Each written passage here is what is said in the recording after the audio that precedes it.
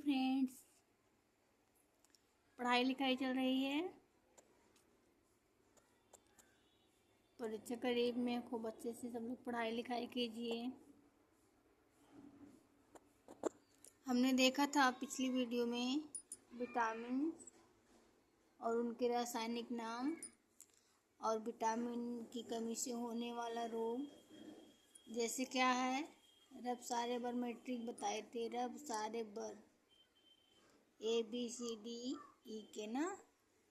रब ए से क्या था, ए से था रतौधी, बी रब सारे बर ऐसे बताई थी ना, बताई थी कि नहीं आप लोगों को। रब सारे बर जैसे है विटामिन ए की कमी से क्या है, रतौधी रोग होता है। और नेक्स्ट है बी, विटामिन बी की कमी से क्या होता है, बेरी बेरी। और सी सारे, विटामिन सी की कमी से स्कर्वी रोग। और विटामिन डी की कमी से रिकेटस या सूखा रोग जिसे बोलते हैं वो होता है बी। मतलब विटामिन ए की कमी से जो होता है बांझपन होता है, र। और विटामिन के की कमी से क्या होता है, रक्त का थक्का ना बनना होता है ना। तो आपको ये सब बताया गया था। वैसा आप इसको एक बार देख लेंगे तो बहुत आसानी से याद हो जाएगा, बहुत ज़्यादा कठिन नहीं है। और अब सारे बार इतना याद कर लीजिए, आपको सारे मतलब विटामिन की कमी से कौन से रोग होते हैं ये सब पता चल जाएगा, ठीक है। आज हम देखेंगे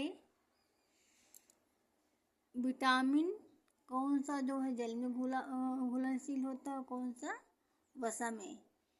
ये तो कहने के लिए नाम मात्र है, बहुत छोटा सा सवाल है, लेकिन क्या होता है कैसे ऐसे सवाल आते हैं जो क्या करते हैं, हमारे नंबर को माइनस कर देते हैं। अर्थात हम तो इसको हमेशा पढ़ते रहते हैं, लेकिन क्या करते हैं हमसे गलती हो जाती है। जैसे जल में कौन सी विटामिन घुलनशील है, या कौन सी विटामिन जल में घुलनशील नहीं है, या फिर कौन सी विटामिन वसा में घुलनशील है।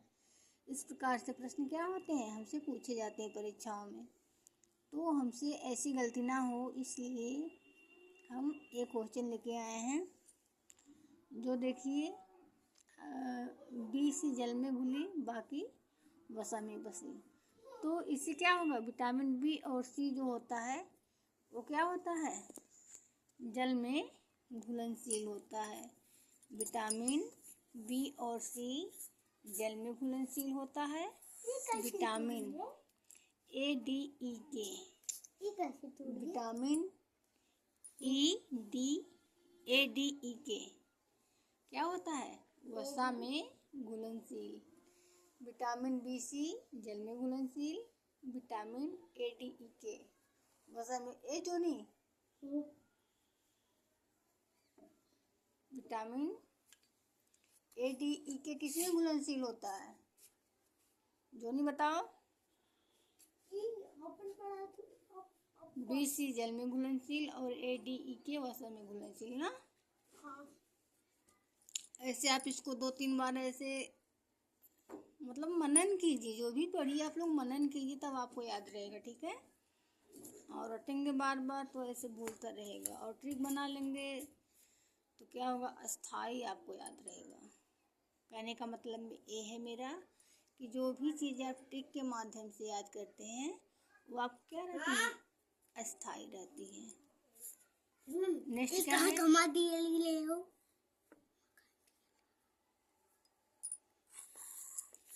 और नेक्स्ट है प्रमुख बीमारियों या उनसे संबंधित अंग।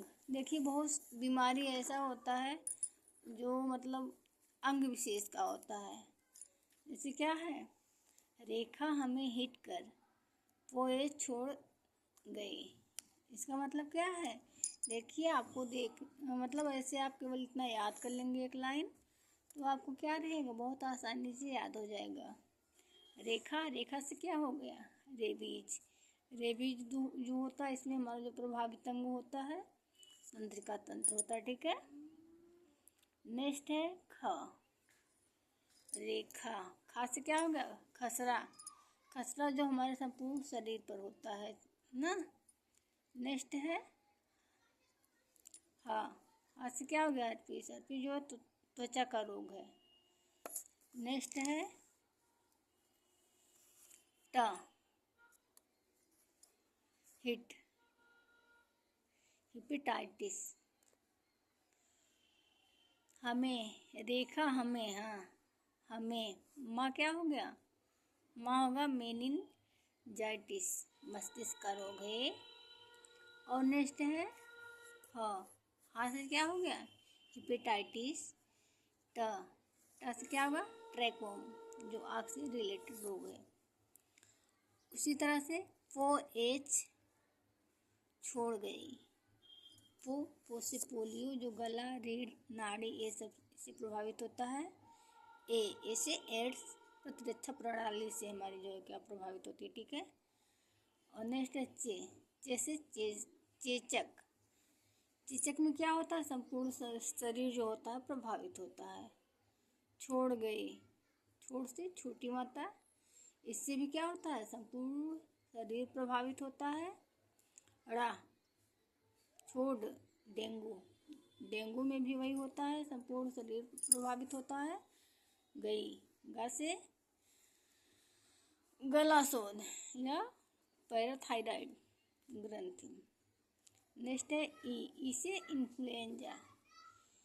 ये ऐसी बीमारियां हैं जो क्या होती हैं, शरीर से रिलेटेड होती हैं, मतलब कि शरीर को प्रभावित करती हैं, ठीक है।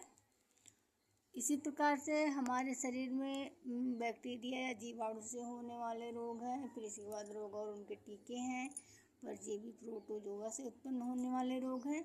इस प्रकार से अनेक सारी बीमारियां हैं जो हमारे लिए जीएचडी के लिए बहुत ज़्यादा इम्पोर्टेंट बनती हैं। तो इसको आप देखिए, एक दो बार रिपीट कीजिए, बहुत ज़्यादा नहीं है, आसानी से याद हो जाएगा, जो कि हमारी परीक्षा के लिए बहुत ही लाभदायक होगा, ठीक है। आगे फिर मिलते हैं नेक्स्ट वीडियो में। धन्यवाद।